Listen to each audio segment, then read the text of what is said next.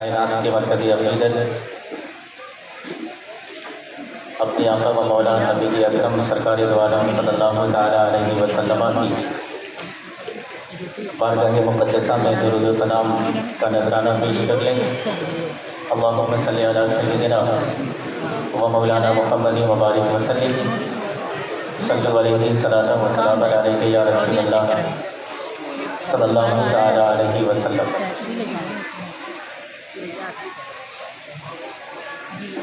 ممبر نور پر جلوہ افروز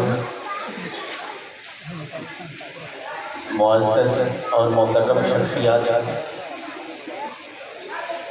قابل قدر سامعین اکرام، پردہ نشین خواتین امت،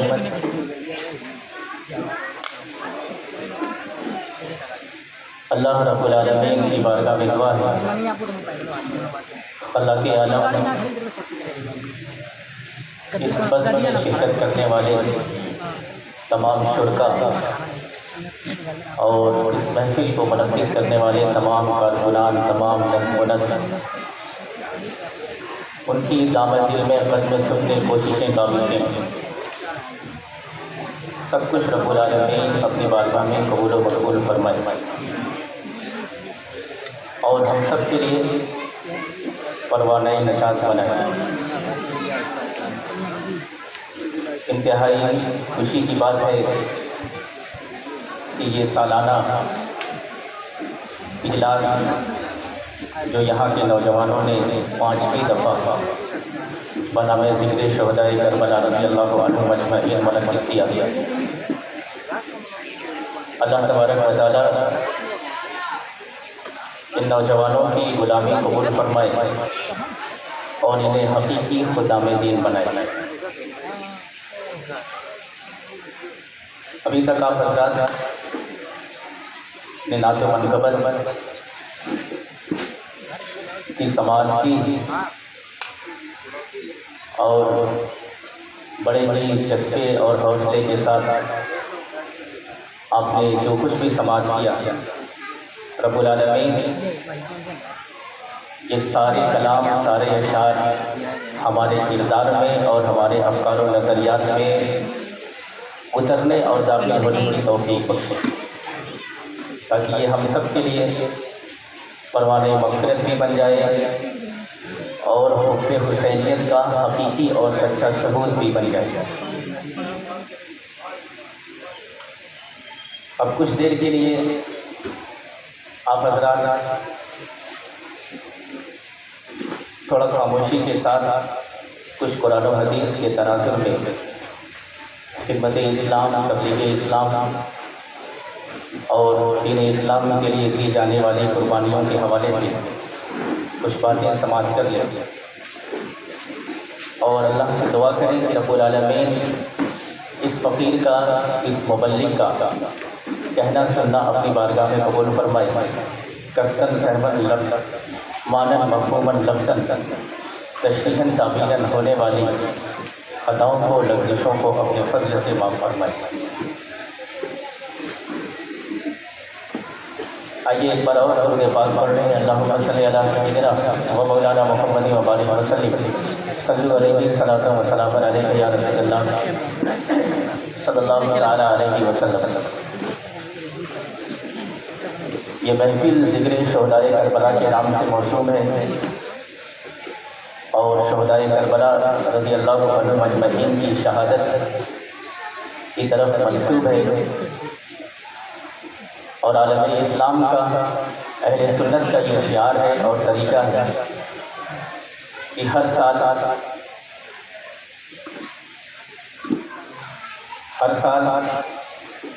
وہ ان ایام میں ذکر شہداء کربلا، ذکر اہل بیت کی محفلیں منعقد کرتے ہیں۔ یہ مہینہ بڑا محترم اور مکرم مہینہ ہے مسلمانوں۔ یہ جو محرم الحرام کا مہینہ ہے یہ اللہ کے نزدیک بہت اہمیت کا حامل ہے۔ آپ حدیث اگر پڑھیں تو حدیث پاک میں حضرت ابو ہریرہ رضی اللہ تعالیٰ عنہ روایت کرتے ہیں ابن ماجہ مصنف ابن ابی شیبہ وغیرہ کی روایت ہے، میرے آقا علیہ السلام نے فرمایا شہر اللہ الذی تدعونہ المحرم، محرم یہ اللہ کا مہینہ ہے، یہ وہ مہینہ ہے جسے تم محرم کہتے ہو، یہ محرم کا مہینہ اللہ کا مہینہ ہے۔ سارے مہینے اللہ ہی کے ہیں، سارے ایام اللہ ہی نے تخلیق فرمائے ہیں، لیکن جب کسی چیز کی نسبت رب العالمین کی طرف ہو جائے تو وہ شے بہت اہم ہوتی ہے، اور اہل علم پہ روشن ہے کہ اس اضافت کو اضافت تشریفی کہتے ہیں، یعنی جس چیز کی نسبت رب العالمین کی طرف ہو جائے وہ چیز بہت اہم ہوتی ہے اللہ کے نزدیک۔ یہ سارے مکانات آپ ہی نے بنائے ہیں، مسجد بھی آپ ہی نے بنائی ہے، لیکن آپ میں سے ہم سے کوئی یہ نہیں کہتا کہ یہ مسجد میری اپنی ہے۔ یہ سارے گھروں میں سب سے اہم ہے اللہ کے نزدیک، اور اس قدر اہم ہے کہ اس کی نسبت کسی انسان کی طرف ہو ہی نہیں سکتی، اسے بیت اللہ کہا گیا۔ تو یہ مہینہ بھی بہت اہم ہے مسلمانوں، اور اس اہم مہینے میں اہم شخصیات کا، اہل بیت کا ذکر شہدائے کربلا کی محفلیں آپ منعقد کرتے ہیں، اور ان حضرات کا آپ ذکر کرتے ہیں۔ اللہ سے دعا کیا کریں کہ رب العالمین ان کے ذکر کے طفیل سے ہمارے دلوں کو روشن و منور فرمائے۔ آپ جب بھی ایسی محفلوں میں بیٹھیں تو کچھ دین لے کے جانے کی کوشش کریں، اور اس مقصد اور فلسفے کے ساتھ بیٹھیں۔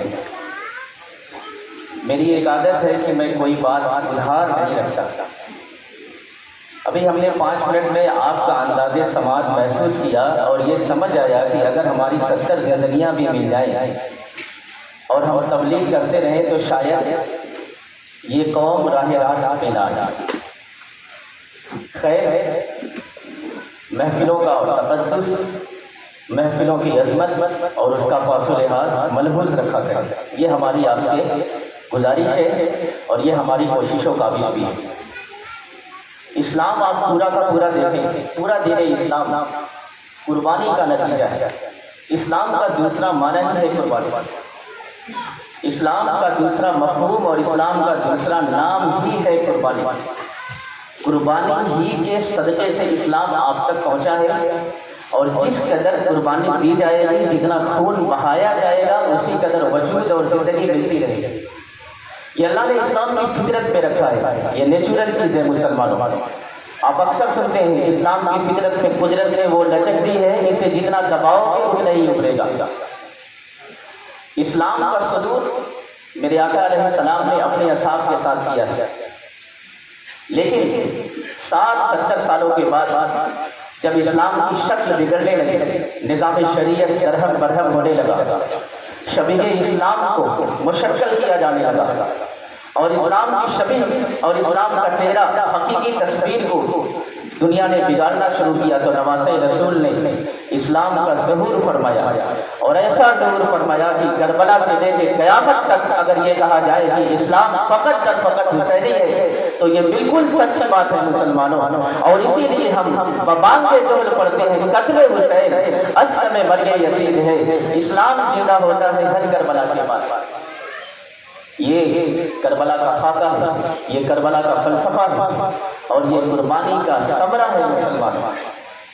آپ دیکھیں کربلا سے ہٹ کے اگر کچھ ہلکی سی جھلک اسلام کی دیکھیں، اسلام پہ صحابہ اکرام کا بڑا احسان ہے، اور اللہ کے رسول کے صحابہ نے جس قدر قربانیاں اسلام کے لیے پیش کی ہیں مسلمانوں، اور جو تکلیفیں اور اذیتوں کے پہاڑ اور مظالم برداشت کیے ہیں، تاریخ کے پنوں میں شاید اس کی مثال آپ کو نظر نہ آئے۔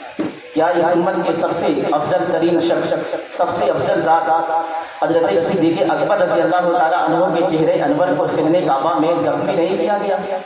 کیا آپ کی ناک مبارک کو مار کے زخم نہیں دیا گیا؟ کیا آپ کے چہرے پہ زخم نہیں ڈالے گئے؟ کیا حضرت بلال حبشی کو رسیوں میں باندھ کے احد پہاڑیوں پہ نچایا اور گھمایا نہیں گیا؟ کیا حضرت بلال حبشی کے سینے پہ پتھر نہیں رکھا گیا زبان مبارک باہر آ گئی؟ کیا حضرت خباب کو گرم کوئلے پہ لٹایا نہیں گیا؟ کیا صحابہ اکرام کو دھوئیں کی دھونی نہیں دی گئی؟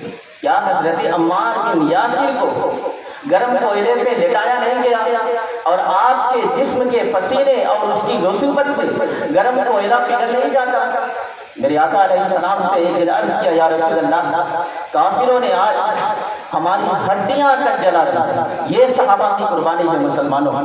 آج ہمیں جو اسلام مل رہا ہے، اس اسلام کی ہم نے قدر نہیں کی۔ صحابہ نے عرض کیا، یا رسول اللہ، حضرت عمار عرض کرتے ہیں آج کافروں نے ہماری ہڈیاں تک جلا دی۔ میرے آقا نے فرمایا، عمار، اللہ تمہارا انتظار کر رہا ہے، جنت تمہاری مشتاق ہے، صبر کرو اے عمار۔ لوگوں کا ایمان ان کے دلوں میں اور ان کے دماغ میں ہوتا ہے، لیکن تمہارا ایمان تمہارے گوشت کے ریشے ریشے میں موجود ہے۔ یہ صحابہ کی قربانی ہے، اور یہ صحابہ کا اسلام اور ایمان ہے مسلمانوں۔ آج ہم صرف کربلا کا ذکر کرتے ہیں، اور کرنا بھی چاہیے، اور کربلا کی قربانی اپنی ذات میں سب سے انفرادی قربانی ہے، یہ بالکل صحیح بات ہے مسلمانوں۔ لیکن اسلام کی قربانی میں صحابہ کی بھی بہت بڑی مداخلت ہے، اور صحابہ کا بھی بڑا کارنامہ ہے، اور 60-70 سالوں کے بعد اہل بیت نے جو قربانی پیش کی ہے، اسلام کا تحفظ قیامت تک کے لیے فرما دیا۔ ہمارے پاس ایمان کا پیکج ہے، ہمارے پاس ایمان کا پیکج ہے۔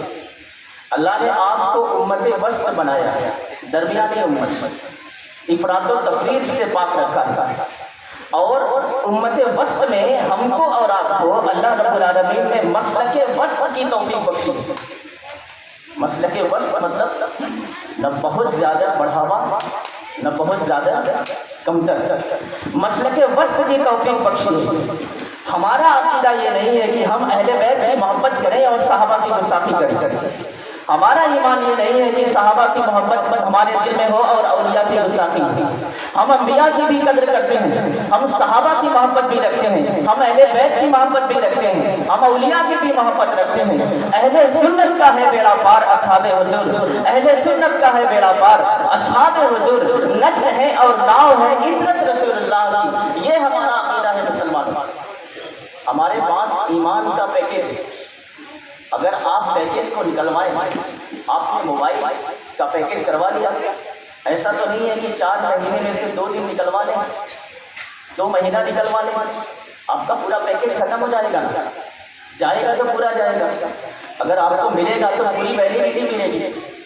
ہم صحابہ کو بھی مانتے ہیں، اہل بیت کو بھی مانتے ہیں، ہم اولیاء کو بھی مانتے ہیں، انبیاء کو بھی مانتے ہیں، ہم سلف صالحین کی بھی محبت کا دم بھرتے ہیں۔ تو ہمارے پاس ایمان کا مکمل پیکج ہے مسلمانوں، اس لیے ہماری اور آپ کی یہ ذمہ داری بنتی ہے اپنے کردار سے، اپنے اخلاق سے، اپنی قربانی سے اسلام اور دین اسلام کے فروغ اور نشر و اشاعت کی کوشش کریں مسلمانوں۔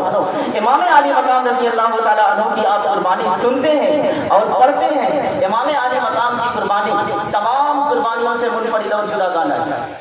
اسلام کا پہلا مہینہ محرم الحرام، یہ آپ کو کیا سکھاتا ہے؟ قربانی۔ اسلام کا آخری مہینہ ذی الحجہ، اس میں بھی آپ کو حضرت اسماعیل ذبیح اللہ کی قربانی کی یاد دلائی جاتی ہے۔ تو اسلام ابتدا سے لے کے انتہا تک کیا ہے؟ قربانی۔ آج ہم نے جہاں تک اسلام کو سمجھا ہے وہ صرف نعروں، جلسوں، محفلوں، یہیں تک اسلام کو محدود رکھا ہے۔ نہیں مسلمانوں، قرآن کہتا ہے ام حسبتم ان تدخلوا الجنہ، تم کو کیا لگتا ہے جنت میں ایسے ہی چلے جاؤ گے؟ ولما یاتکم مثل الذین خلوا من قبلکم، اگلوں والی مصیبتیں تمہارے اوپر نہیں آئیں گی، آزمائے نہیں جاؤ گے، مصیبتوں کے پہاڑ تمہارے اوپر نہیں ڈالے جائیں گے، بغیر مشقت برداشت کیے جنت میں جانے کی تمنا رکھتے ہو۔ احسب الناس ان یترکوا ان یقولوا آمنا وهم لا یفتنون، تم کو کیا لگتا ہے کہ کہہ دو گے ہم مومن ہیں اور اتنا کہنا کافی ہوگا اور اللہ رب العزت آزمائے گا نہیں تمہیں؟ صرف اتنا کہنا کافی ہوگا کہ ہم مسلمان ہیں، اللہ آزمائش نہیں فرمائے گا۔ افحسبتم انما خلقناکم عبثا وانکم الینا لا ترجعون، کیا سمجھتے ہو کہ ہم کو بیکار کا پیدا کیا گیا ہے؟ مسلمانوں، اپنے کردار کو حسینی بناؤ، اپنے اخلاق کو حسینی بناؤ، اپنے بیہیویئر سے، اپنے نرم لب و لہجے سے، اپنی عادات و اطوار سے، اپنی تمام ایکٹیویٹیز سے حسینیت کو دنیا کے سامنے روشن کرو۔ یہ جلسے صرف کافی نہیں ہے مسلمان، اور ہم نے جلسوں کے جو حالات دیکھے ہیں، واللہ باللہ حضرت بخو بھی جانتے ہیں، ہم اس پہ کیا بات کریں. خیر، امام علی مقام رضی اللہ تعالیٰ عنہ کی قربانی کیا ہے؟ حضرت ابراہیم خلیل الرحمان نے ایک بیٹا قربان کیا تھا، اپنا وطن قربان کیا تھا. لیکن میرے امام نے کیا قربان کیا تھا؟ میرے امام نے اپنی تمام محبوب اشیاء کو اللہ کی بارگاہ میں پیش کر دیا. آپ کو مال محبوب ہے، امام پاک نے مال بھی پیش کر دیا.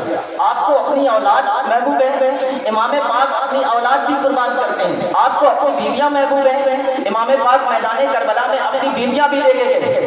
آپ کو اپنا وطن محبوب ہے، وطن چھوڑنے کی جو تکلیف ہے وہ ہر شخص بخوبی جانتا ہے. اور وطن بھی اگر مدینہ الرسول جیسا ہو، میرے آقا کا شہر ہو، جو عالم اسلام کا مرکز ہو، جس کے بارے میں میرے آقا نے فرمایا وہ من استطاع ان یموت بالمدینہ فلیمت بہا فانی اشفع لمن یموت بہا، جس کے بارے میں آقا نے فرمایا ہو جس سے ہو سکتا ہے مدینہ میں انتقال کرے، اس کو چاہیے کہ مدینہ ہی میں انتقال کرے. اس کی یہ کوشش ہو اور دعا ہو کہ جب میرا وقت آخر آئے تو میں مدینہ کی سرزمین پہ رہوں.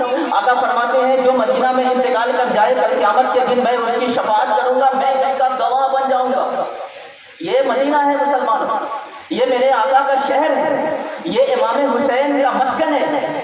میرے امام یہاں پہ رہ رہے ہیں، یہاں پہ آپ کا بچپن گزرا ہے، یہاں پہ مسجد نبوی ہے، یہاں پہ جنت کی کیاری ہے، یہاں پہ میرے آقا کا روضہ اقدس ہے. مسلمان اس شہر کو چھوڑنا اتنا آسان تو نہیں تھا. پوری دنیا اپنی سرزمین چھوڑ کے کشا کشا مدینہ کی طرف جاتی ہے، لیکن میرے امام اسلام کو بچانے کے لیے مدینہ چھوڑ کے دوسری طرف جا رہے ہیں. آپ نے غور کیا؟ میرے آقا علیہ السلام نے فرمایا لا یقبض النبی الا فی احب الامکنۃ الیہ. ہر نبی کا مثال وہی ہوتا ہے جو جگہ اسے سب سے زیادہ پسند اور محبوب ہو. میرے آقا مدینہ میں آرام فرما رہے ہیں، یہ اس بات کی دلیل ہے کہ مدینہ میرے آقا کو سب سے زیادہ محبوب ہے. اسی لیے تو میرے آقا مدینہ میں آرام فرما رہے ہیں. جب میرے آقا کو مدینہ محبوب ہے تو امام پاک کو کتنا محبوب ہوگا. میرے امام نے اپنا وطن ترک کر دیا، میرے امام نے 6 ماہ کا علی اصغر اللہ کی بارگاہ میں قربان کر دیا. حضرت علی اکبر جیسا 18 سالہ کڑیل جوان پیش کر دیا. میرے امام نے اپنے بھتیجوں کو قربان کیا، اپنے بھائیوں کو قربان کیا، بھانجوں کو قربان کیا. قرآن مجید کہتا ہے زُیِّنَ لِلنَّاسِ حُبُّ الشَّهَوَاتِ، لوگوں کے لیے خواہشات کی محبت جو وہ بیویوں سے پوری کرتے ہیں، والبنین بیٹوں کی محبت، والقناطیر المقنطرہ من الذهب والفضة سونے چاندی کے انبار اور خزانوں کی محبت، والانعام والحرث جانوروں کی محبت، کھیتوں کی محبت، زمین جائیداد کی محبت، نشان زدہ گھوڑوں کی محبت. یہ ساری چیزیں انسان کو محبوب ہیں. اولاد محبوب ہے، بیویاں محبوب ہیں، سونے چاندی محبوب ہے، خزانے محبوب ہیں، زمین محبوب ہے، وطن محبوب ہے. میرے امام نے کہا اے دنیا والوں، یہ سارے محبوب اشیاء میں اپنے رب کی رضا کے لیے قربان کرتا ہوں، اور اے دنیا والوں یہ تمہارے لیے بہت محبوب ہے. مگر ہے کیا؟ ذالک متاع الحیات الدنیا، یہ سارے کے سارے سامان دنیا کا سامان ہے. اور دنیا کتنی ہے؟ متاع الحیات الدنیا الا غرور، دنیا صرف دھوکے کا سامان ہے. متاع الدنیا قلیل، دنیا بڑا مختصر سرمایہ ہے. دنیا کے نزدیک یہ ساری چیزیں محبوب ہیں. میرے امام نے یہ ساری چیز ہمارے اور آپ کے تحفظ کے لیے، اسلام کو بچانے کے لیے سب کچھ قربان کر دیا. اسے کہتے ہیں شہادت اور اسے کہتے ہیں حقیقی قربانی. اس لیے میرے امام کی جو قربانی ہے وہ سب سے منفرد اور جدا گانا ہے. میرے امام نے قربانی کے سارے سیکٹر کو بیک وقت بیک مقام پہ جمع کر دیا، کربلا میں سب کچھ لا کے پیش کر دیا. اسی لیے تو دنیا پڑھتی ہے شاہ است حسین، بادشاہ است حسین، دین است حسین، دی پناہ است حسین، سرداد نداد دست در دست یزید، حقہ کی بنائے لا الہ است حسین. مرد حق باطل سے ہرگز خوف کھا سکتا نہیں، سر کٹا سکتا ہے لیکن سر جھکا سکتا نہیں. یہ امام پاک نے بتایا ہے نو کمپرومائز، نو ایڈجسٹمنٹ ان دا شریعہ. شریعت اسلامیہ میں کوئی کمپرومائز نہیں، کوئی ایڈجسٹمنٹ نہیں. یہ امام پاک نے دنیا کو سکھایا ہے. کلمہ توحید ہے، تیری شہادت اے حسین، تو نہ ہوتا تو نہ رہ جاتی صداقت اے حسین. تیری قربانی نے زندہ کر دیا اسلام کو، وہ رہے گا تا ابد تیری بدولت اے حسین. ملت اسلام کو ملتا ہے ایک درس حیات، کیسے بھولے ہم تیرا یوم شہادت اے حسین. احتمال آنے کا ہے پھر سے یزیدیت کا دور، احتمال آنے کا ہے پھر سے یزیدیت کا دور، پھر جہان نو کو ہے تیری ضرورت ہے حسین، پھر جہان نو کو ہے تیری ضرورت ہے حسین۔ حال میرا کچھ بھی ہو میرا عقیدہ ہے یہی، حال میرا کچھ بھی ہو میرا عقیدہ ہے یہی، بخشوائے گی مجھے تیری محبت ہے حسین، بخشوائے گی مجھے تیری محبت ہے حسین۔ لیکن محبت آپ سے کیا مانگتی ہے؟ قربانی مانگتی ہے، صرف سبیل لگانا کافی ہے؟ حب حسینیت کے لیے، غلام حسینیت کے لیے صرف کھچڑے پکانا کافی ہے؟ بلا شبہ مستحبات ہے، نو ڈاؤٹ آن دس، لیکن امام پاک کی سیرت آپ سے کیا کہتی ہے؟ میرے امام دنیا کو بتا رہے ہیں، کیا بتا رہے ہیں؟ ادراک تھا امام کو کیا ہے مقام عشق، ادراک تھا امام کو کیا ہے مقام عشق، سب کچھ کر دیا نثار اپنا بنا میں عشق، سب کچھ کر دیا نثار اپنا بنا میں عشق، لے جا کے کربلا میں بھرا گھر لٹا دیا، لے جا کے کربلا میں بھرا گھر لٹا دیا، حقاً حسین ابن علی ہے امام عشق، حقاً حسین ابن علی ہے امام عشق۔ آپ عشاق ہیں اہل بیت کے، ہم عاشق ہیں اہل بیت کے، شہدائے کربلا کے، تو ہمیں بھی تو کچھ قربانی دینی ہوگی نا مسلمان۔ قرآن میں اللہ فرماتا ہے لن تنالوا البر حتی تنفقوا مما تحبون، تم ہرگز بھلائی نہیں پا سکتے جب تک اپنی محبوب چیز اللہ کی بارگاہ میں پیش نہ کرو۔ اگر ہم اپنے جسم کی اترن کسی غریب کو ہدیہ کر دیں تو یہ حقیقی تحفہ نہیں ہے مسلمانوں۔ تحفہ کہتے ہیں کہ جب ہم کسی کو کوئی شے پیش کریں تو اس کی طلب، اس کی خواہش اور دل کا میلان اس کی طرف ہو، جو چیز ہماری محبوب ہے ہی نہیں، جو چیز ہمارے کام اور مقصد کی ہے ہی نہیں، اسے پیش کرنا یہ حقیقت میں نہ قربانی ہے نہ تحفہ ہے مسلمانوں۔ اگر آپ غریب کو وہ لباس دیتے ہیں جو آپ کو پسند ہی نہیں، جو آپ کے کام کا نہیں، تو آپ بتائیے یہ حقیقی تحفہ کہا جائے گا؟ آپ خود اپنے قیاس اور اپنی عقل سے فیصلہ کریں۔ میرے امام نے کیا پیش کیا؟ جو انسان کو سب سے زیادہ محبوب ہے، جو انسان کے لیے سب سے محبوب اشیاء ہے، وہ امام نے پیش کیا ہے مسلمانوں، اور ایسا پیش کیا کہ بیٹا کربلا کے میدان میں تڑپ رہا ہے، علی اصغر کی شہادت ہو گئی، حضرت قاسم کو میدان کربلا میں شہادت کا دولہا بنا کے بھیجا، اور وہ محمد قربان ہو رہے ہیں، لیکن واہ میرے امام، جو جواب بیٹے کی میت پہ نہ رویا وہ حسین، جو دہکتی ریت کے بستر پہ سویا وہ حسین، جس نے اپنے خون سے دنیا کو دھویا وہ حسین، جس نے اپنے خون سے دنیا کو دھویا وہ حسین، جس نے سب کچھ کھو کے پھر بھی کچھ نہ کھویا وہ حسین، مرتبہ اسلام کا جس نے دوبارہ کر دیا، خون نے جس کے دوبارہ نے اجالا کر دیا۔ یہ ہے کربلا مسلمان۔ کربلا صرف نام کا نام نہیں، نمازیں ہماری ترک ہو رہی ہیں،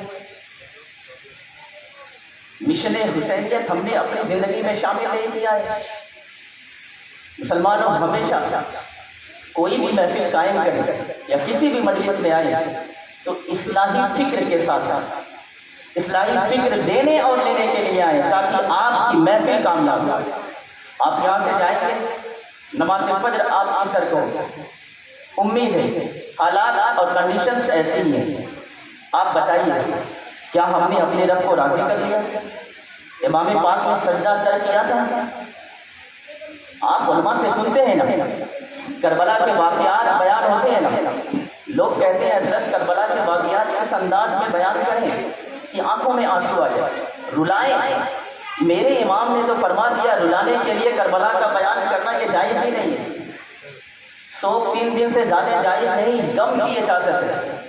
آپ غور کریں، بلا شبہ کربلا کے واقعات یہ ہماری فکروں کو، ہمارے جگر کو جھنجھوڑ کے رکھ دیتے ہیں، لیکن کربلا کا مشن کیا ہے مسلمانوں؟ کربلا کا مقصد کیا ہے مسلمانوں؟ اس کو آپ اپنی نگاہوں کے سامنے رکھا کریں اور اس کے مطابق اپنی محفلوں کو قائم کیا کریں۔ میرے امام نے سب کچھ قربان کر دیا دین اسلام کو بچانے کے لیے۔ آپ نے ایک چیز غور نہیں کیا ہے کہ اہل بیت جان ایمان، اہل بیت جان ایمان، محبت میں ذرہ برابر نقص آ جائے تو ایمان کا تجزیہ ضروری ہے، ایمان خطرے میں۔ جس امت مسلمہ کو اہل بیت کے نام پہ قربان ہونا چاہیے، اہل بیت اس امت مسلمہ کے لیے قربان ہو رہے ہیں، جس امت کو اہل بیت کے لیے قربان ہونا چاہیے وہ اہل بیت اس امت مسلمہ کے لیے قربان ہو رہے ہیں۔ میرے امام پاک جب دنیا میں تشریف لاتے ہیں اور تقریباً 55-56 سالہ زندگی ہے آپ کی غالباً، میرے امام کی ولادت کے ساتھ ہی میرے آقا علیہ الصلوۃ والتسلیم نے بتا دیا تھا کہ آپ کی شہادت ہونی ہے، سب کو خبر ہے۔ اگر آپ سے ڈاکٹر یہ کہے کہ آپ کا بیٹا 5 سال کا ہے، 5 سے 15 کے بیچ میں یا 5 سے 10 کے بیچ میں، خطرہ ہے کہ اسے کوئی بیماری پکڑ لے، خطرہ ہے، اندیشہ ہے، خدشہ ہے، یقینی بات نہیں ہے، ایک خدشہ ہے، تو کیا آپ مطمئن رہیں گے؟ کیا آپ قرار میں رہیں گے؟ آپ پرسکون رہیں گے؟ ہو ہی نہیں سکتا مسلمان۔ آپ کو ڈر بنا ہوا ہے، آپ کے اندر ایک گھبراہٹ ہوگی جب تک وہ عمر پوری نہ ہو جائے۔ لیکن میرے امام جب دنیا میں تشریف لائے، میرے آقا علیہ الصلوۃ والتسلیم نے شہادت کی خبر دے دی، حضرت مولا علی کو معلوم ہے، حضرت خاتون جنت کو معلوم ہے، میرے آقا جانتے ہیں، حضرت امام حسن مجتبیٰ کو معلوم ہے۔ جگر چاہیے ایسی تربیت کا، ایسی تربیت کے لیے دنیا والوں اہل بیت سے کچھ سیکھ لو۔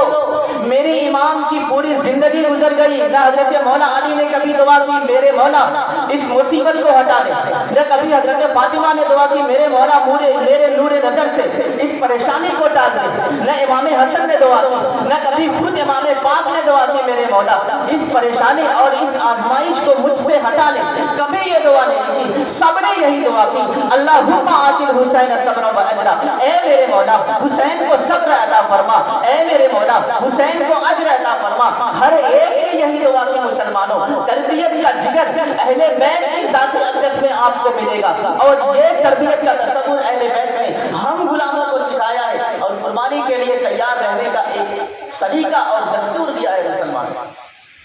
اسی لیے کیا میرے امام چاہتے تو یہ سب کچھ ٹل نہ جاتا؟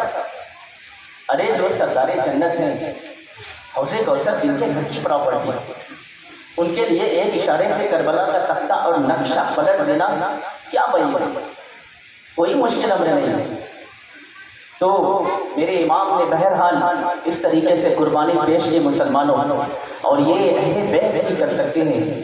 کس زبان سے ہو بیاں عز و شان اہل بیت، کس زبان سے ہو بیاں عز و شان اہل بیت، مد گوئے مصطفیٰ ہے مد خانے اہل بیت، مد گوئے مصطفیٰ ہے مد خانے اہل بیت۔ خدائے پاک ان کی پاکی کا کرتا ہے بیاں، خدائے پاک ان کی پاکی کا کرتا ہے بیاں۔ آئے تطہیر سے ظاہر ہے شان اہل بیت، آئے تطہیر سے ظاہر ہے شان اہل بیت۔ ان کے گھر بے اجازت جبریل آتے نہیں، ان کے گھر بے اجازت جبریل آتے نہیں۔ قدر والے جانتے ہیں قدر و شان اہل بیت، قدر والے جانتے ہیں قدر و شان اہل بیت۔ گھر لٹانا جان دینا کوئی تجھ سے سیکھ جائے، گھر لٹانا جان دینا کوئی تجھ سے سیکھ جائے۔ جانے عالم ہو فدا اے خاندان اہل بیت، سنا دو گستاخ فرقے کو، بے ادب گستاخ فرقے کو اے حسن، سنی یوں ہی کہا کرتے ہیں داستان اہل بیت۔ تو یہ اہل بیت کی شان ہے مسلمان، جس اہل بیت نے بتایا ہے ماؤں کو کہ بیٹوں کو کیسے قربان کرو، جس اہل بیت نے ہم کو بتایا ہے بہنوں کو اسلام کے لیے کیسے قربان کرنا ہے، جس اہل بیت نے ہمیں بتایا ہے 6 ماہ شیرخوار بچہ کیسے قربان کرنا ہے۔ زندگی کا مقصد ہی یہی ہونا چاہیے مسلمان، تبلیغ اسلام جس اینگل سے کر سکتے ہیں وہ آپ کیجیے۔ یہی میرے آقا کی زندگی ہے، اور یہی صحابہ کی اور یہی سلف صالحین کی زندگی ہے۔ علم والے علم سے تبلیغ اسلام کر رہے ہیں، مال والے مال سے کر رہے ہیں، طاقت والے طاقت کا استعمال اور قوت و توانائی صرف کر کے کر رہے ہیں، جن کے پاس وقت ہے وہ وقت دے کے دین اسلام کی تبلیغ کر رہے ہیں۔ تیری الفت کی حرارت گر نہ ہو دل میں، آدمی کو میسر نہیں انسان ہونا، یہ شہادت گئے الفت میں قدم رکھنا ہے۔ لوگ آسان سمجھتے ہیں مسلمان ہونا، میری زندگی کا مقصد تیرے دین کی سرفرازی، میں اسی لیے مسلمان، میں اسی لیے نمازی مسلمانوں، یہ ساری چیزیں۔ تو میرے امام نے قربانی پیش کی، اور قرآن مجید کی آیت کریمہ کی عملی تفصیل بن گئی۔ شہید تو فزیکلی طور پہ بھی زندہ ہوتے ہیں۔ صحابہ اکرام کے ادوار میں کتنی قبریں شہداء کی کھلی ہیں۔ خزائن العرفان میں سید نعیم الدین مراد آبادی مفسر قرآن علیہ رحمہ نے فرمایا ادوار صحابہ میں کتنے شہداء کی قبریں کھلی ہیں، ان کے جسم ویسے ہی تر و تازہ پائے گئے۔ اگر دنیا میں فزیکلی طور پہ شہداء کی زندگی دیکھنی ہے تو وہ دیکھیں۔ قرآن کیا کہتا ہے؟ وَلَا تَقُولُوا لِمَن يُقْتَلُ فِي سَبِيلِ اللَّهِ أَمْوَاتٌ بَلْ أَحْيَاءٌ وَلَكِن لَا تَشْعُرُونَ۔ مردہ نہ کہو انہیں جو اللہ کی راہ میں قتل کیے جائیں، بلکہ وہ زندہ ہیں۔ زندہ کیسے ہیں؟ تمہیں ان کی زندگی کا شعور نہیں ہے۔ دیکھیے، شعور کا لغوی معنی ہوتا ہے علم، یعنی تم ان کی زندگی کو جان نہیں سکتے۔ شعور کا ایک معنی ہوتا ہے احساس، تم ان کی زندگی کو محسوس نہیں کر سکتے، لہٰذا انہیں مردہ نہ کہو۔ ارے کسی چیز کو جاننے کا اسٹیپ بعد کا ہوتا ہے۔ آپ کوئی چیز پہلے دیکھتے ہیں، کسی سے سنتے ہیں، کوئی خبر آپ کو ملتی ہے، آپ کو علم ہوتا ہے، پھر جا کے آپ کو کسی کو بتاتے ہیں۔ قرآن نے کہا کہنا نہیں ہے، کہنا تو بات کا اسٹیپ ہے، جاننا تو یہ بات کا اسٹیپ ہے، سننا بات کا اسٹیپ ہے، دیکھنا بات کا اسٹیپ ہے۔ ان کی زندگی اتنی حقیقی ہے کہ رب نے فرما دیا وَلَا تَحْسَبَنَّ الَّذِينَ قُتِلُوا فِي سَبِيلِ اللَّهِ أَمْوَاتًا۔ ارے جاننا، ماننا، سننا، دیکھنا، بولنا یہ بہت دور کی بات ہے۔ تمہارے گمان میں بھی نہیں آنا چاہیے کہ یہ مردہ ہے، بلکہ یہ زندہ ہے۔ تمہارے خیال میں بھی اور خوابوں میں بھی یہ بات نہیں آنی چاہیے کہ شہداء مردہ ہیں، بلکہ ان کی زندگی اس قدر حقیقی اور تاکیدی ہے کہ رب فرماتا ہے کہ گمان بھی مت کرنا کہ یہ مردہ ہیں، بلکہ اپنے رب کے نزدیک یہ روزی پاتے ہیں۔ اور زمانے والوں نے شہداء کی قبروں کو دیکھا، ان کے جسم ویسے ہی تر و تازہ پائے گئے۔ فزیکلی طور پہ سائنسدانوں نے ریسرچ کر کے شہداء کی زندگی کو دیکھ لیا، اور قرآن کی اس آیت کی حقانیت دنیا کے سامنے اہل حق پہ اور ناحق پہ سب پہ واضح ہو گئی مسلمانوں۔ اسی لیے تو میرے امام زندہ ہیں اور ہم اپنے امام کے قصیدے پڑھتے ہیں۔ اچھا، شہادت کیا چیز ہے؟ دیکھیے، شہادت کا جذبہ ہر مسلمان کے دل میں ہونا چاہیے۔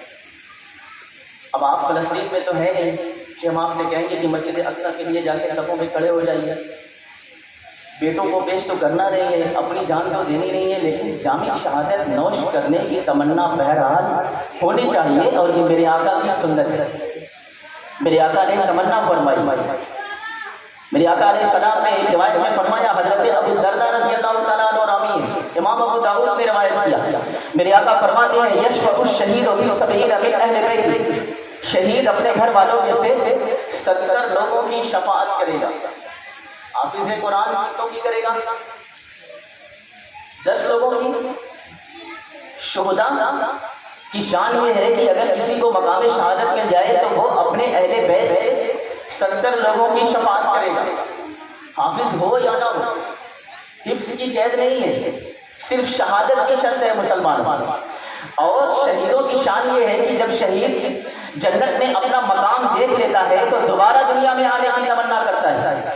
اس لیے زمین کا کوئی انسان اگر جنت میں داخل کر دیا جائے اور جنت کی نعمتیں اسے دے دی جائیں اور جنت میں اس کا ٹھکانہ، اس کا مقام اسے دکھا دیا جائے، بتا دیا جائے، تو کبھی کوئی شخص دنیا میں آنے کی تمنا نہیں کرے گا۔ جنت کی ہر نعمت کے بدلے میں دنیا کی تمام نعمتیں اور سارے دنیا کے خزانے ہیچ ہیں، کچھ بھی نہیں ہے مسلمانوں، اور ساری دنیا کے خزانے یہ فانی ہیں۔ لیکن شہید جب جنت میں داخل ہو جائے تو دنیا میں آنے کی دوبارہ تمنا کرے گا، پھر دنیا سے جانے کی تمنا کرے گا، پھر دنیا میں آنے کی تمنا کرے گا۔ میرے آقا فرماتے ہیں، بخاری مسلم ترمذی نسائی کی روایت ہے، حضرت انس بن مالک روایت کرتے ہیں، میرے آقا فرماتے ہیں ما احد يدخل الجنہ، کوئی جنت میں داخل ہونے کے بعد ان يرجع الى الدنیا، کبھی بھی دنیا کی طرف آنے کی تمنا نہیں کرے گا۔ يحب ان يرجع الى الدنیا وله ما على الارض من شيء، اس کے لیے دنیا میں کچھ بھی چھوڑ دیا جائے، کوئی جنت میں جائے تو کبھی دنیا کی طرف نہ آئے اور نہ آنے کی تمنا کرے۔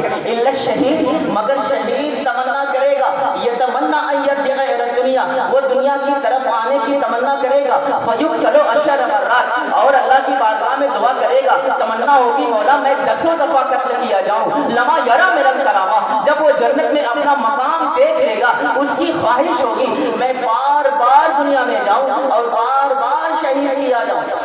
یہ شہادت ہے۔ ہم نے شہادت کو کس اینگل سے سمجھا ہے؟ کوئی جنت میں چلا جائے تو دوبارہ تمنا کرے گا دنیا میں آؤں اور شہید کیا جاؤں؟ کوئی دوبارہ جنت میں چلا جائے تو دوبارہ دنیا میں آنے کی تمنا کرے گا؟ نہیں، مگر شہید کرے گا۔ اچھا، شہید کے ہاتھ کاٹ دیے گئے، پاؤں کاٹ دیے گئے، اس کے جسم پہ نیزے لگا دیے گئے، اس کے جسم کو زخمی کر دیا گیا، کیا اسے تکلیف نہیں ہوتی؟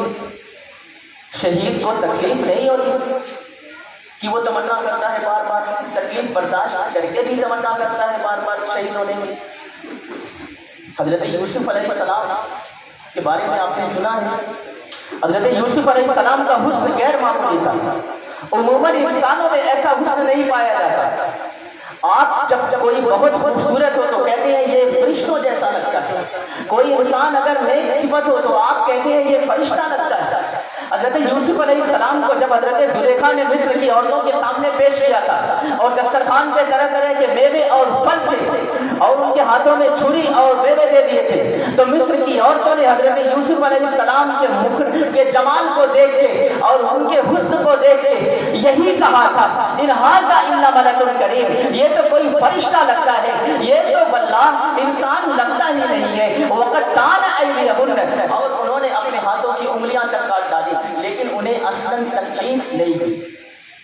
اگر کسی کا حسن اتنا عالی شان ہو کہ اس کے حسن میں انسان محو ہو جائے، انگلیاں کاٹ دے تو اسے خبر نہ ہو، تو جب کوئی اللہ تبارک و تعالیٰ کی بارگاہ میں شہید ہو اور رب العالمین کا جلوہ جہاں اس کے سامنے پیش کر دیا جائے تو آپ بتائیں اس کے ہاتھ کٹے، پاؤں کٹے، گردن کٹے، جسم کٹے، اسے تکلیف کا احساس ہوگا؟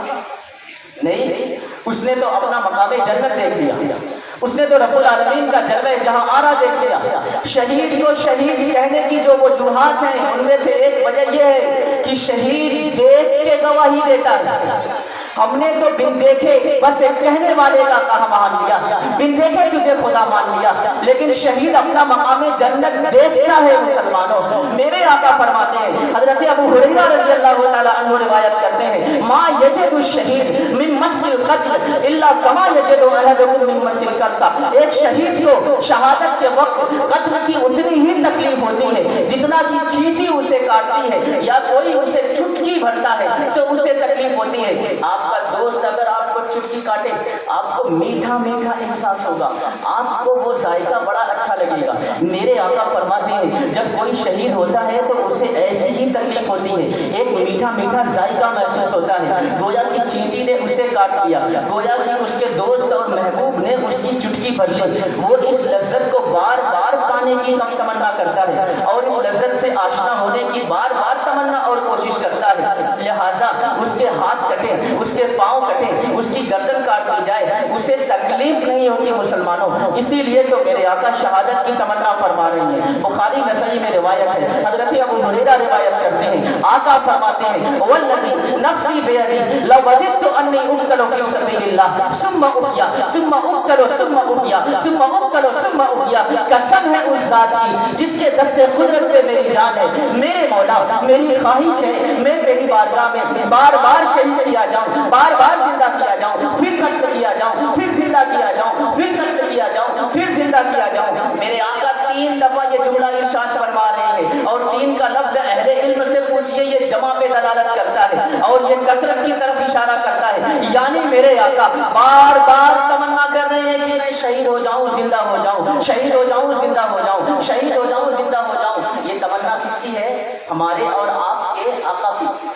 تو ہماری اور آپ کی تمنا ہونی چاہیے۔ لگتا ہے آپ کربلا کا واقعہ سننے بیٹھے ہیں شاید، ایسا ہی ہے کیا کہ نوجوانوں کے ذہن میں تو یہ نہیں چل رہا ہے ابھی کربلا کا منظر سامنے نہیں آ رہا؟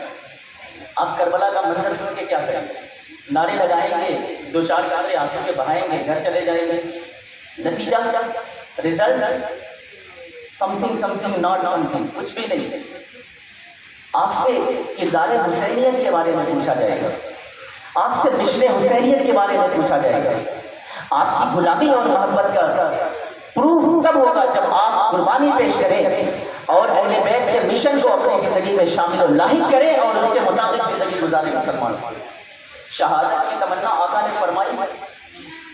اچھا ایک مرتبہ درود پاک پڑھیں. اللہم صلی علی سیدنا و مولانا محمد و بارک وسلم. صلو علیہ صلاۃ و سلام علیک یا رسول اللہ صلی اللہ تعالی علیہ وسلم. میرے آقا کی جب تمنا ہے تو ہماری بھی تو تمنا بہرحال ہونی چاہیے نا. اور یہ تو سنت رسالت ہے نا. میرے آقا نے جب دعا فرمائی تو شہادت کی دونوں صورتوں کو یہ شک ملا. شہادت جہریہ ہوتی ہے, سریہ ہوتی ہے. آپ علماء سے پوچھیے گا, ایک شہادت سریہ ہوتی ہے, ایک شہادت جہریہ ہوتی ہے. شہادت جہریہ میں ہوتا یہ ہے کہ انسان کے ہاتھ کٹ جائیں, پاؤں کٹ جائے, گردن کٹ جائے, خون کے فوارے جاری ہو جائیں, یہ شہادت جہریہ ہے, یہ ظاہری شہادت ہے. ایک شہادت سریہ ہے, یعنی جسم نہ کٹے, خون کے قطرے نہ بہیں, ہاتھ پاؤں نہ کٹے, جسم بظاہر بالکل محفوظ ہو لیکن باطن میں اندر کچھ ایسا امر خارج پایا جائے جس کے سبب سے موت واقع ہو جائے. مثلا کوئی ایسی بیماری ہو جائے جس بیماری کو شہادت کی فہرست میں شامل کیا گیا ہے حدیث پاک میں, اس بیماری کے اثر سے اگر کسی کی موت ہو جائے تو اسے شہادت کا مقام ملتا ہے. تو شہادت جہریہ کسی کو ملتی ہے یا کسی کو شہادت سریہ ملتی ہے. جب میرے آقا نے دعا فرمائی تو میرے آقا کو دونوں شہادتیں ملی اور دونوں شہادتوں کو یہ شرط ملا. شہادت جہریہ کی حقیقت بھی میرے آقا کی ذات پر پوری ہوئی, شہادت سریہ کی حقیقت بھی میرے آقا کی ذات پر پوری ہوئی. میرے آقا نے جب دعا فرما دی تو شہادت سریہ شہادت جہریہ مکمل ہوئی. کیسے مکمل ہوئی مسلمانوں؟ میرے آقا کی ذات کے دو مظہر ہیں, ایک کا نام حسن ہے, دوسرے کا نام حسین ہے. مولا علی روایت کرتے ہیں, امام ترمذی فرماتے ہیں الحسن اشبہ برسول اللہ صلی اللہ علیہ وسلم ما بین الصدر الی الراس والحسین اشبہ برسول اللہ صلی اللہ علیہ وسلم ما کان اسفل من ذلک. میرے مولا علی فرماتے ہیں میرا ایک بیٹا حسن ہے, دوسرا بیٹا حسین ہے. حسن سر سے لے کر سینے تک آقا جیسا ہے اور حسین سینے سے لے کر پاؤں تک آقا جیسے ہیں. اس خطہ عرضی میں حسنین کے علاوہ کوئی شخصیت ایسی نہیں ہے جو رسول اللہ سے ملتی جلتی ہو. مسلمانوں جس قدر حسنین کریمین آقا کے مشابہ ہیں تو میرے آقا کے یہ مظہر ہے. اگر یہ بولے تو مصطفیٰ کے بول ہیں, اگر یہ چلے تو مصطفیٰ کی چال ہے, اگر یہ تکلم کرے تو تکلم مصطفیٰ کا ہے, ان کا تبسم مصطفیٰ کا ہے. میرے آقا نے دعا فرما دی. اب حضور کی یہ دعا ان دونوں نوازوں کے ذریعے مکمل ہوئی. میرے آقا غزوہ خیبر میں ایک یہودیہ عورت زینب بنت حارث نے میرے آقا کی بارگاہ میں بھونی ہوئی بکری کا زہر آلود گوشت تحفتاً پیش کیا, گوشت پیش کیا اور اس میں زہر ملایا اور میرے آقا کو دے دیا ایک یہودیہ عورت نے. اس وقت میرے آقا کے ساتھ حضرت بشر بن برہ بن معروف رضی اللہ تعالیٰ عنہ تھے. یہ وہ صحابی ہیں جن کے مکان پہ میرے آقا نے نماز ظہر یا نماز عصر کی امامت فرمائی تھی تو تحویل قبلہ ہوا تھا, انہی کے مکان پہ ہوا تھا ایک روایت کے مطابق, یعنی قبلہ بدلا گیا تھا, مسجد اقصی سے خانہ کعبہ ہوا تھا.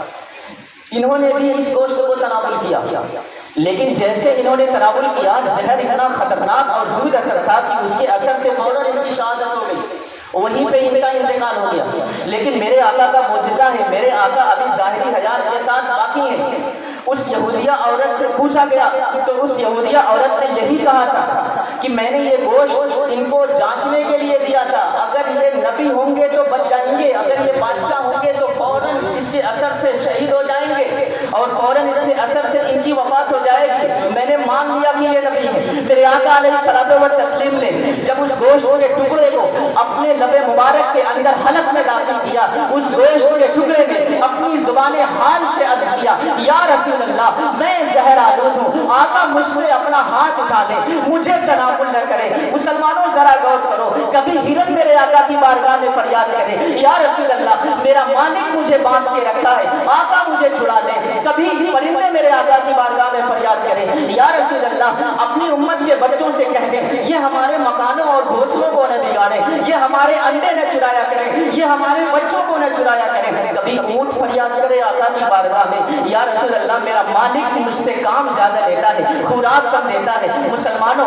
یہ جانور میرے آقا کی بارگاہ میں فریاد کر رہے ہیں، جانور تو جانور، مصطفیٰ کی شان اور کمال دیکھیے کہ گوشت کا ٹکڑا میرے آقا کے جسم اقدس کے اندر ہے اور وہ عرض کر رہا ہے یا رسول اللہ میں زہر آلود ہوں، مجھ سے احتیاط رکھیں، اور کوئی غیب کیا تم سے لیوا ہو بھلا، جب نہ خدا ہی چھپا تم پہ کروڑوں درود۔ اس گوشت کے ٹکڑے نے عرض کیا اب ہم ہندوستان کی سرزمین سے نہ پکارے یا رسول اللہ میں انظرفا لینا، یا حبیب اللہ میں اسما کا لینا، اننا فی بحر ہم میں مغرق حسیت سہلنا اشکالنا۔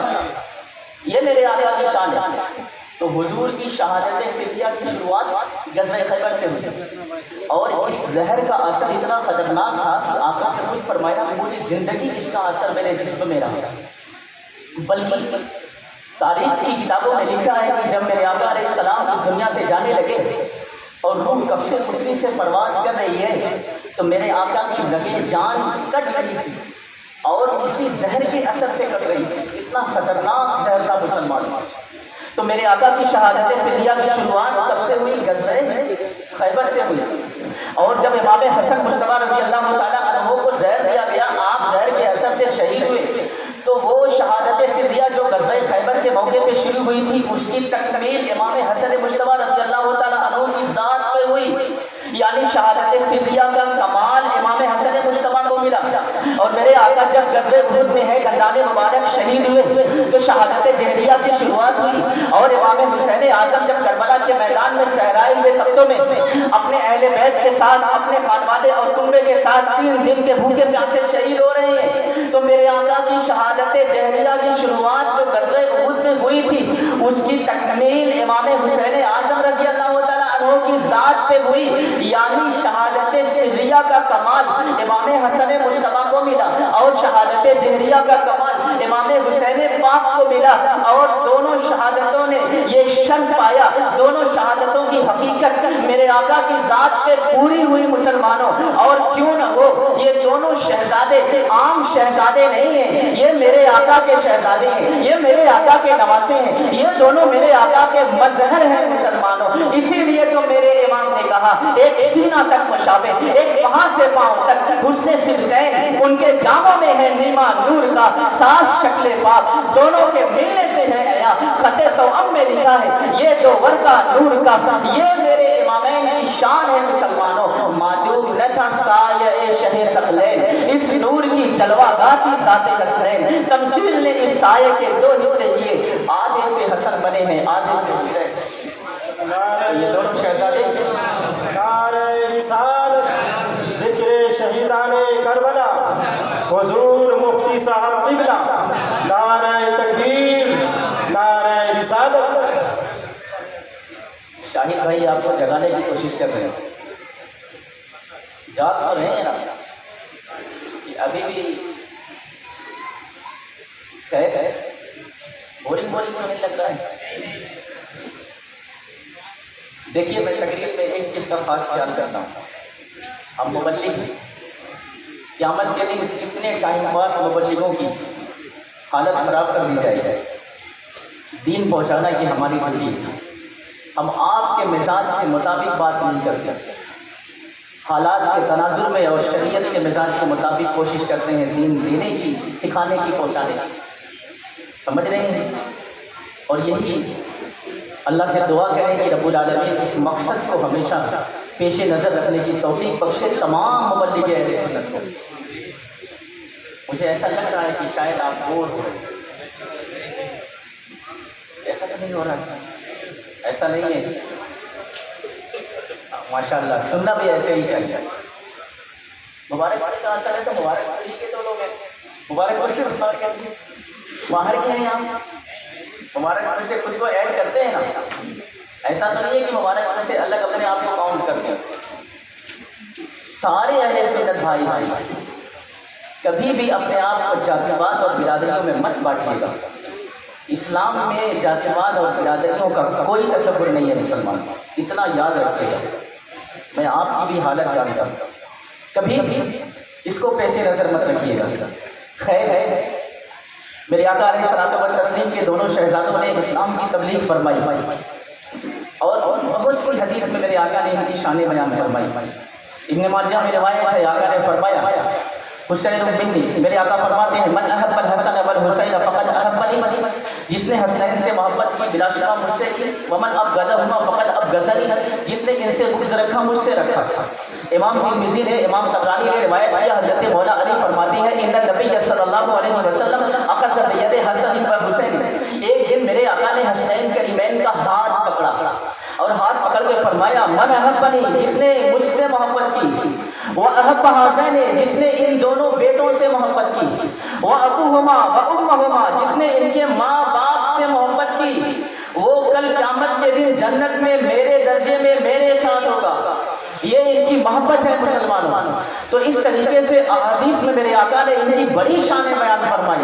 یہ دونوں شہزادے جنتی جوانوں کے سردار ہیں. اگر احادیث پڑھنے لگے تو وقت زیادہ گزر جائے گا. ان کی شانیں بہت بلند ہیں. حضرت انس بن مالک روایت کرتے ہیں، امام ترمذی نے روایت کیا، میرے آقا اپنی شہزادی حضرت فاطمہ سے فرمایا کرتے تھے ادعی لی ابنی، میری بیٹی فاطمہ میرے دونوں شہزادوں کو، میرے بیٹوں کو میرے پاس بلاؤ، فیشمہما ویضمہما الیہ، میرے آقا انہیں سونگا کرتے تھے، چوما کرتے تھے، مس کیا کرتے تھے، گلے سے لگایا کرتے تھے. اور میرے آقا نے فرمایا ان الحسن والحسین ہما ریحانۃ من الدنیا، حسنین یہ دنیا کے دو پھول ہیں. میرے آقا نے ایک روایت میں فرمایا حاذان ابنائی، یہ دونوں میرے بیٹے ہیں، وہ ابنا ابنتی، میری بیٹی کے بیٹے ہیں. اللہم انی احبہما فاحبہما واحب من یحبہما، اے میرے مولا میں ان سے محبت کرتا ہوں، تو بھی محبت فرما اور تو اس سے بھی محبت کر جو ان دونوں سے محبت کرے. آپ نے دیکھا میرے آقا نے اپنے نواسوں کو اپنا بیٹا کہا ہے. ایک بات یہاں پہ بتاؤں، شاید 5-10 منٹ لگ جائے اگر آپ اجازت دیں تو. بات بہت امپورٹنٹ ہے، بات بہت اہم ہے. شاید آپ کو لگے کہ کربلا سے اٹیچ نہیں ہے، لیکن ہے بہت اہم. نانا نواسے کو اپنا بیٹا کہہ سکتا ہے؟ کبھی نانا کہتا ہے کہ یہ نواسا میرا ہی بیٹا ہے؟ آپ بیٹا کہتے ہیں تو یہ محبت میں کہتے ہیں، آپ حقیقتاً اسے اپنا بیٹا سمجھتے ہیں، لیکن نواسا نانا کا حقیقتاً بیٹا ہی ہوتا ہے. اور یہ جو ملا ہے میرے آقا سے ورثے میں ملا ہے. میرے آقا نے اپنے نواسوں کو اپنا بیٹا کہا. ایک دفعہ شاہی بھائی مبارک پور میں نعتیہ پروگرام ہوا تو اس میں ایک شعر تھا فرزند رسول. تو ایک شاعر صاحب سے مبارک پور تھے، بڑے نامور شاعر، تو انہوں نے کہا کہ یہاں پہ فرزند استعمال کیا گیا، فرزند بیٹوں کو کہا جاتا ہے، تو نواسوں کو بیٹا کہا جا سکتا ہے؟ اتفاق سے اس وقت ابھی یہ ہمارے مطالعے میں نہیں تھا. ہم نے قیاساً اصول کی روشنی میں بتایا کہ ہاں کہا جا سکتا ہے. اتفاق سے ہم کو یہ بات مل گئی، قرآن میں ایک جگہ اللہ نے آیت مباہلہ نازل فرمائی.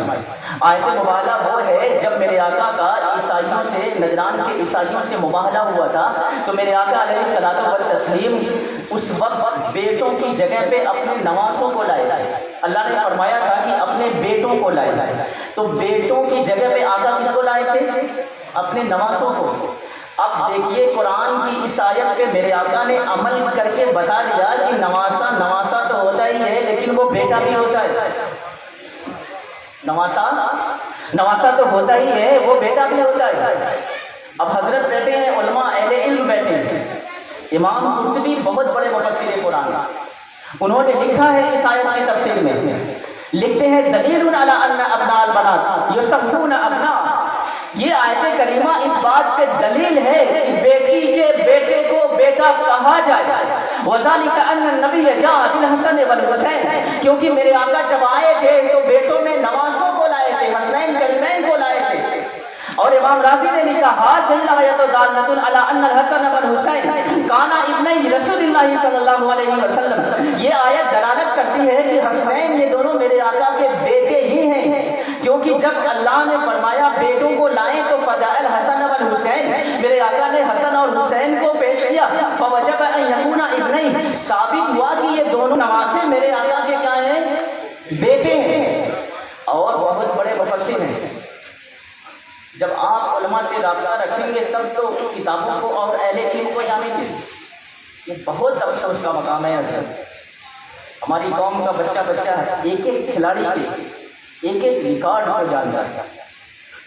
اس قوم کا بچہ ہر پلیئر کی اچھے طریقے، مسکراؤ نہیں، اپنی قسمت پہ افسوس کرو، ہر پلیئر کی اچھی شناخت رکھتا ہے۔ یہ تمہارے لیے بہت افسوس کا مقام ہے مسلمان۔ بخاری کی بات ہو، مسلم کی بات ہو، ترمذی کی بات ہو، کوئی پوچھتا بھی نہیں ہے بخاری ہے، مسلم ہے، ترمذی ہے کیا؟ یہ قوم کی سچویشن اور حالت ہے۔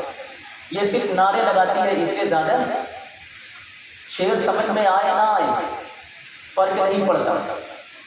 بکری نے 5 بچے دے دیے، سبحان اللہ، بکرے نے 10 دے دیے، اللہ اکبر، یہ حالت ہو گئی ہے۔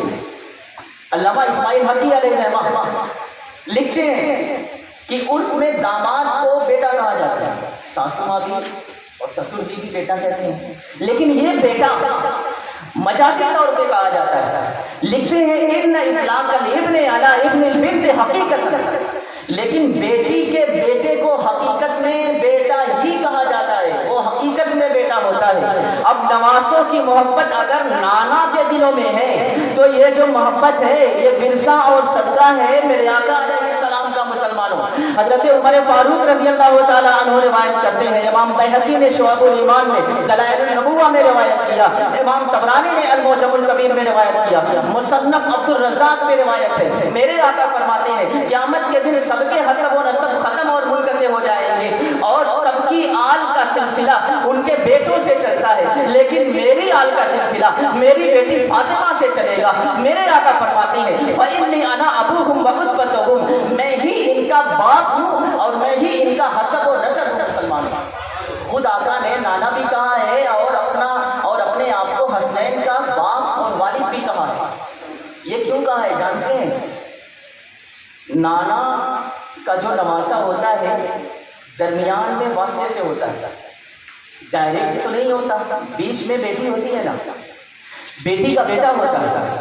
پوتا جو ہوتا ہے، ایک روایت میں آقا نے فرمایا حسین سبت من الاسباط، سبت کا معنی پوتا بھی ہے، سبت کا معنی نواسا بھی ہے، اور سبت کا معنی خاندان اور کنبہ بھی ہے۔ میرے آقا علیہ الصلوۃ والتسلیم نے سبت کہا۔ دادا کا جو پوتا ہوتا ہے وہ ڈائریکٹ نہیں ہوتا، درمیان میں باپ ہوتا ہے، پوتے کا باپ اور دادا کا بیٹا ہوتا ہے۔ میرے آقا نے درمیان کے اس واسطے کو ہٹا دیا اور بتا دیا حسین اور حسن سے میں اتنی محبت کرتا ہوں کہ یہ ڈائریکٹ میرے بیٹے اور میرے پوتے ہیں، میں ان سے ڈائریکٹلی محبت کرتا ہوں۔ درمیان سے حضرت فاطمہ کو ہٹا دیا اور بتا دیا کہ یہ میرے اس قدر چہتے ہیں مسلمانوں، یہ سبت بھی ہیں، پوتے بھی ہیں، اگر مانا کی روشنی میں دیکھا جائے یہ نواسے بھی ہیں، یہ کنبہ اور خاندان بھی ہیں، یہ میرے بیٹے بھی ہیں، میں ان سے اس قدر محبت کرتا ہوں۔ یہ میرے آقا کی محبت ہے حسنین کریمین سے، اس لیے میرے آقا علیہ السلام نے اپنے آپ کو ان کا والد بھی کہا، نانا بھی کہا، اور دنیا کے تمام نواسوں کو یہ شرف بخش دیا کہ تمہارے جو نانا حضرات ہوتے ہیں وہ کیا ہوتے ہیں؟ تمہارے بابا بھی ہوتے ہیں۔ اس لیے تو زکوٰۃ نہیں دے سکتے نا، نواسا نانا کو زکوٰۃ دے سکتا ہے؟ نہیں، دادا کو پوتا یا پوتا دادا کو، وجہ یہ اس کی ایک حکمت یہ ہے۔ خیر ایک بار درود پاک پڑھنے تو بات آگے بڑھائی جائے۔ اللہم صلی علی سیدنا و مولانا محمد مبارک وسلم، صلو علیہ صلاۃ و سلام علیک یا رسول اللہ صلی اللہ تعالی علیہ وسلم۔ تو یہ کیا تھا مسلمانوں؟ بات کچھ خاص تھی یا نہیں تھی؟ اب اگر جو سمجھنا چاہے اس کے لیے بہت خاص ہے، نہ سمجھے خیر ہے۔ تو میرے آقا علیہ السلام کے ان دونوں شہزادوں نے اسلام کا تحفظ کیا ہے۔ دیکھیے امام حسن مجتبیٰ کو میرے آقا نے سردار بھی کہا ہے، بیٹا بھی کہا ہے۔ امام بخاری نے روایت کیا، امام طبرانی نے، امام ترمذی نے، حضرت ابو بکرہ روایت کرتے ہیں میرے آقا علیہ السلام منبر پہ خطبہ فرما رہے ہیں، حضرت امام حسن پہلو میں میرے آقا فرماتے ہیں حضرت ابو بکرہ والحسن الی جنبہ، میرے آقا کے پہلو میں امام حسن ہے، ینظر الی الناس مرہ و الیہ مرہ، کبھی میرے آقا امام حسن کی طرف دیکھتے، کبھی میرے آقا اپنے صحابہ کی طرف دیکھتے۔ میرے آقا خطبہ دیتے دیتے اچانک ارشاد فرماتے ہیں ابنی ھذا سید، میرا یہ بیٹا بھی ہے، سردار بھی ہے۔ امام حسن کو میرے آقا نے اس امت کا سردار قرار دیا ہے اور بتا دیا کہ سردار وہ ہوتا ہے لعل ان یصلح به بین فئتین من المسلمین، اللہ تبارک و تعالیٰ اس کے ہاتھوں پر مسلمانوں کی دو جماعت کے درمیان صلح کرائے گا۔ سردار وہ ہوتا ہے جس کے ہاتھوں سے صلح و مصالحت کا کام ہو، سردار وہ نہیں ہوتا جس کی سرداری اور رہبری اور منصبداری اور حکمرانی سے قوم میں لوگوں میں فتنہ پیدا ہو جائے۔ جب حضرت امیر معاویہ رضی اللہ تعالیٰ عنہ کو آپ نے عہدہ سپرد کیا مسلمانوں، ایک بات لے لیں، آج ایک اعتراض ہے، اگر حضرت امیر معاویہ بادشاہ نہ ہوتے تو یزید بھی نہ ہوتا۔ پتہ چلا کہ حضرت امیر معاویہ کی بادشاہی رانگ اور غلط تھی، نعوذ باللہ من ذالک۔ مسلمانوں، حضرت امیر معاویہ کو بادشاہ بنانے والی جو ذات ہے وہ امام حسن مجتبیٰ تھی۔ اگر کسی کو اعتراض ہے تو یہ اعتراض حضرت امیر معاویہ سے پہلے حضرت امام حسن پاک پہ ہو رہا ہے۔ اگر کوئی اعتراض کرتا ہے تو وہ حضرت امام حسن پہ اعتراض کرتا ہے اور یہ امت کے سردار پہ اعتراض کرتا ہے، نواسہ رسول کے انتخاب پہ اعتراض کرتا ہے۔ لہٰذا حضرت امیر معاویہ کی تخت نشینی پہ اعتراض کرنے والوں، ذرا اپنے ایمان کا تجزیہ اور تصفیہ تو کرو کہ تمہارا اعتراض کس ذات پہ جا رہا ہے، اس شخصیت پہ جا رہا ہے جو میرے آقا کے نواسے ہیں، جنہیں میرے آقا نے سردار بنایا ہے۔ اور حقیقی سردار کبھی غلط سردار کا انتخاب نہیں کر سکتا مسلمانوں۔ تو امام حسن نے حضرت امیر معاویہ کو اس امت کا سردار بنایا اور خلافت راشدہ جیسا منصب چھوڑ دیا۔ کیوں؟ تاکہ مسلمانوں میں فتنہ پیدا نہ ہو۔ خلافت راشدہ دنیا کا سب سے عظیم منصب ہے۔ آج ہمارے محلے کا عہدے دار، تولیت ہو، نظامت ہو، صدارت ہو، بات بہت بری لگ سکتی ہے یا بھاری لگ سکتی ہے، لیکن یہ کربلا کا پیغام ہے، پہنچائے بنا نہیں چھوڑ سکتی۔ آج تولیت چھوڑنے کے لیے عہدے دار تیار نہیں ہے، نظامت چھوڑنے کے لیے تیار نہیں ہے، صدارت چھوڑنے کے لیے تیار نہیں ہے۔ مسجد کے مصلیوں میں فتنہ پھیلے، علاقے کے مسلمانوں میں فتنہ پھیلے، فرق کیا بھی نہیں پڑتا، فرق کیا بھی نہیں پڑتا۔ امام حسن مجتبیٰ نے اس فتنے کو ختم کیا ہے کہ قیامت تک جس کا سد باب نہ ہو سکے۔ مسلمانوں کے دو عظیم گروہوں میں صلح کرائی اور یہ بتایا ہے، اے دنیا والوں، کبھی بھی تمہاری بادشاہی سے اگر بادشاہی ترک کرنے سے امت مسلمہ میں صلح ہو جائے تو بادشاہی ترک کر دو۔ وہ عہدہ مدرسہ کا ہو، وہ عہدہ مسجد کا ہو، وہ عہدہ امام باروں کا ہو، لیکن وہ عہدہ اور منصب چھوڑ دو تاکہ مسلمانوں میں صلح و مصالحت ہو جائے۔ سردار ہوتا ہی وہی ہے جس کی سرداری سے مسلمانوں میں صلح کا ماحول قائم ہوتا ہے۔ یہ میرے آقا کی ایک نواسے نے ہم مسلمانوں کو سکھایا ہے۔ آج یہ چھوڑنے کے لیے کوئی تیار ہے؟ آج عہدے داری جی حضوری کی بنیاد پہ مل رہی ہے۔ تملک بولتے ہیں عربی میں جی حضوری کو۔ آپ اگر تملک کے چیپٹر پہ حدیث دیکھیں تو آپ کو مل جائے گا۔ جی حضوری اس دنیا میں 90% چل رہی ہے۔ جی حضوری کے بارے میں میرے آقا نے بڑی سخت وعیدیں بیان فرمائی ہیں۔ خیر یہ دوسرا ٹاپک ہے۔ آج مال کی بنیاد پہ، آج ٹیررزم کی بنیاد پہ، آج کرائم مائنڈ کی بنیاد پہ، کرائم ورک کی بنیاد پہ عہدے سپرد کیے جا رہے ہیں۔ مسلمانوں یہی وجہ ہے کہ آج امام اور علماء رہبری نہیں کرتے، قوم علماء اور اماموں کی رہبری کر رہی ہے۔ اور اسی لیے اربوں کی مسجدیں بنانے کے باوجود جو امت کے اور قوم کے حالات ہیں وہ واللہ العظیم کس قدر خراب ہیں وہ آپ بخوبی جانتے ہیں۔ تو آج یہ حالات ہیں مسلمانوں، آج عہدے ان چیزوں کی بنیاد پہ دیے جا رہے ہیں، بلکہ آج عہدے ذاتی واد اور برادری واد کی بنیاد پہ دیے جا رہے ہیں۔ یاد رکھنا میرے آقا علیہ السلام نے خطبہ حجۃ الوداع میں فرمایا تھا 1,24,000 صحابہ کے سامنے، لا فضل عربی علی عجمی، اللہ تبارک و تعالیٰ نے کسی عربی کو اجمی پہ کوئی فضیلت نہیں دی، لا لأحمر علی اسود، کسی خوبصورت کو بدصورت پہ کوئی فضیلت نہیں دی، مال والا غریب پہ کوئی فضیلت نہیں رکھتا، الا بالتقوی منکم، مگر تم میں جو متقی اور پرہیزگار ہیں وہ اللہ کے نزدیک سب سے عظیم تر ہے۔ ان اکرمکم عند اللہ اتقاکم، بے شک تم میں اللہ سے جو جتنا ڈرنے والا ہے وہ رب کے نزدیک اتنا ہی مکرم اور محترم ہے۔ لیکن آج یہ قانون ہمارے عہدوں میں نہیں دیکھا جاتا، ہمارے مدارس میں نہیں دیکھا جاتا، ہماری مساجد میں نہیں دیکھا جاتا۔ آج یہ سارے شریعت اسلامیہ کے اصول و ضوابط ہٹا کے آج اس امت نے اور اس قوم نے دوسرے غلط معیار پہ عہدے داروں کا مدرسوں کی درسگاہوں میں بھی انتخاب کیا ہے، مدرسوں کی صدارت میں بھی انتخاب کیا ہے، مسجدوں کی نظامت میں بھی انتخاب کیا ہے، اور امت کو فتنے سے اور فساد سے دو چار کر کے رکھ دیا ہے۔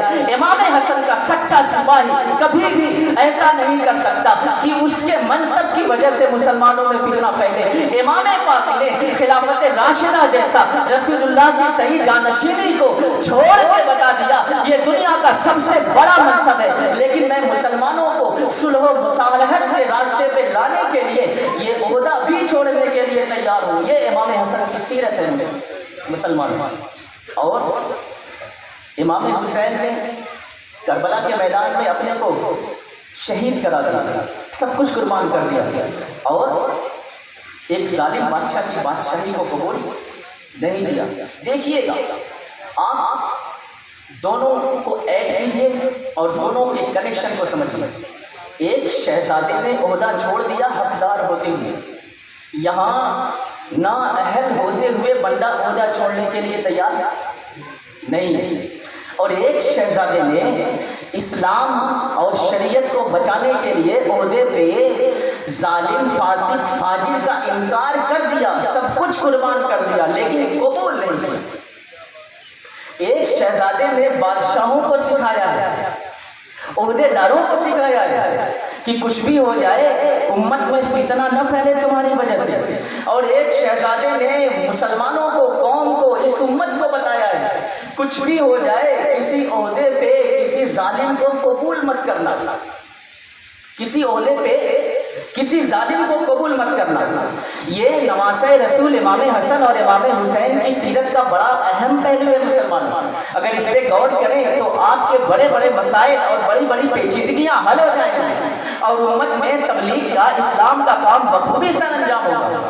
ہر شخص کو آتا کل ذی حق حق کا ہوا, آقا نے فرمایا ہر حقدار کو اس کا حق دیا جائے. جب حقدار کو اس کا حق اس کے حق کی بنیاد اور اہلیت کی بنیاد پہ دیا جائے گا تو اس قوم کی سرخروئی اور اس قوم کے اقتدار کا کام خود بخود پروان چڑھے گا.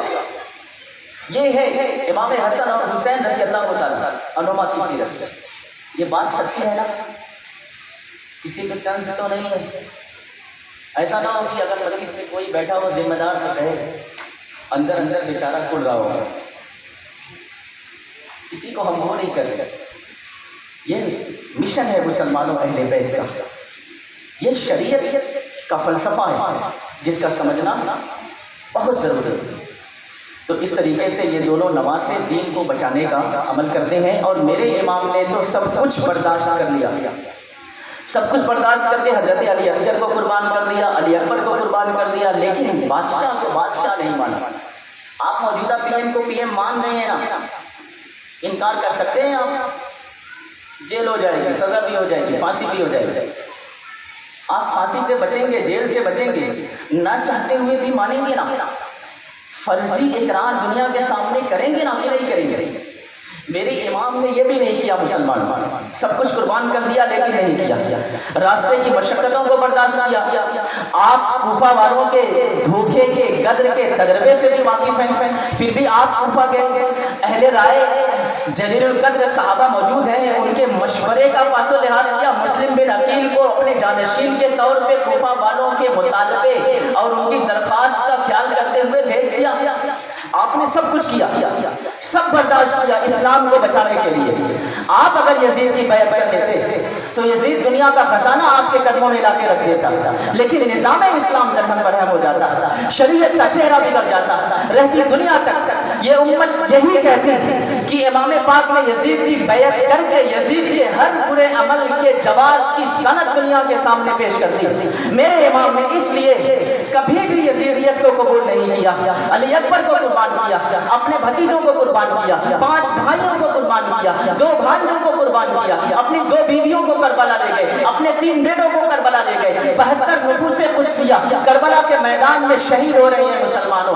آپ نے سب کچھ برداشت کیا, اس کے باوجود دنیا کو بتا دیا دنیا والوں کچھ ہو جائے ہمیشہ صلح و مصالحت سے کام لو. امام پاک نے جب آپ 1 محرم الحرام کو کربلا کے میدان میں اترے اور 10 محرم الحرام کی صبح تک آپ بار بار خطبہ فرما رہے ہیں اور ہر خطبے میں صلح کا پروانہ پیش کر رہے ہیں, اور آخری خطبے میں بتا دیا اے یزیدیوں اگر اب بھی باز آ جاؤ تو میں علی اصغر کے قاتل کو معاف کر دوں گا, علی اکبر کے قاتل کو معاف کر دوں گا, میں قاسم کے قاتل کو معاف کر دوں گا, میں اب بھی معافی کا پروانہ لے کے تمہارے سامنے کھڑا ہوں. قرآن کہتا ہے انما المؤمنون اخوہ فاصلحوا بین اخویکم, یہ سارے مومنین آپس میں بھائی بھائی ہیں, بس انہیں چاہیے کہ اپنے بھائیوں کے درمیان اصلاح سے کام لیں. آج ہم خود کو حسینی کہہ رہے ہیں مسلمانوں, بھائی کو معاف کرنے کے لیے بھائی تیار نہیں ہے، پڑوسی کو معاف کرنے کے لیے پڑوسی تیار نہیں ہے، ایک رشتہ دار دوسرے رشتہ دار کو معاف کرنے کے لیے تیار نہیں ہے۔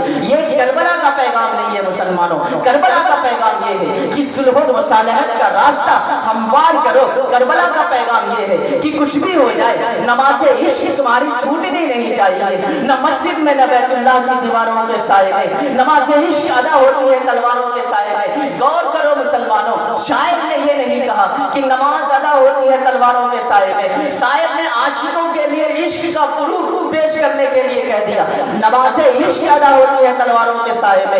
نمازیں ادا کرو پھر خود کو حسینی کہنا، صلح و مشاورت سے کام لو پھر خود کو حسینی کہنا، اور عہدوں کا پاس و لحاظ کرو پھر خود کو حسینی کہنا۔ یہ سارے پیغامات ہیں کربلا کے مسلمانوں، جو کربلا سے، امام حسن سے اور امام حسین سے ہم سب کو ملتے ہیں۔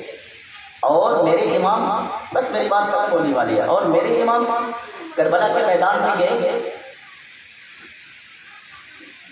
آپ پہ پانی بند کیا گیا۔